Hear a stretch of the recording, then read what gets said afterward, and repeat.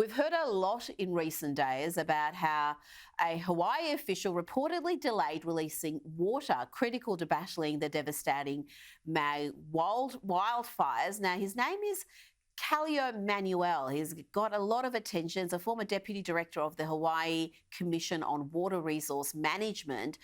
And reportedly, he delayed releasing water for over 5 hours as the blaze raged, killing, well, we don't even know how many have been killed in this devastation. Let's hear about this philosophy behind water equity and revering water. This is a clip from last year.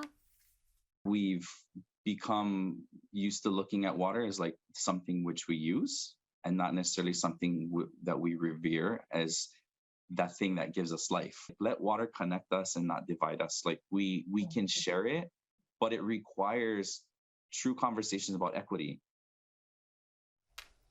Josh, will there be a thorough investigation into the response to these devastating fires, including the lack of preparation, the lack of land management, fire breaks, cutting away native grasses, and all the other factors that fueled the intensity of these fires?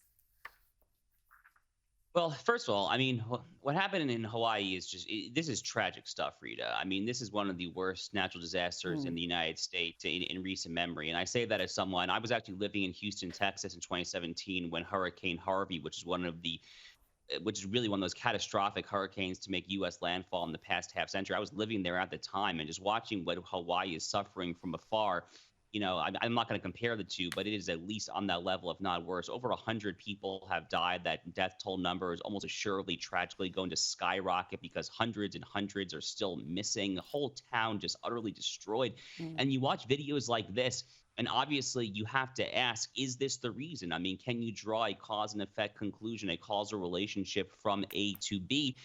The answer is it's very difficult to tell. I mean, there were a lot of different factors involved here. You know, we don't know. We think that the spark that caused the fire probably came from a power line that was struck down by these hurricane force winds.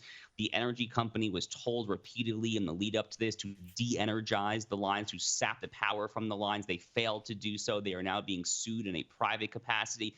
Then you throw this, this idiot, for lack of a better term, you throw that into the mix. And it just looks like a horrible, horrible situation from top to bottom. As far as accountability for this individual, it's kind of hard for me to see where that would come from. Hawaii is a very Democratic stronghold, a far left, a very blue state. It's unclear to me what kind of action the attorney general and governor there might take.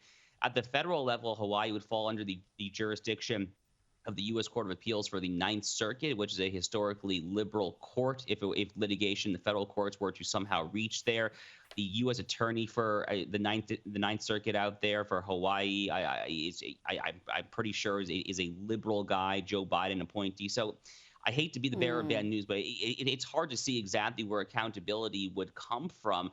Unless kind of the families of the victims themselves maybe would just really tear up the heartstrings and make such a concerted public appeal.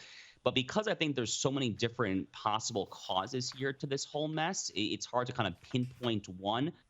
I fear that this guy might get off the hook a little too easily, unfortunately, because that really is just terrible stuff that we just watched.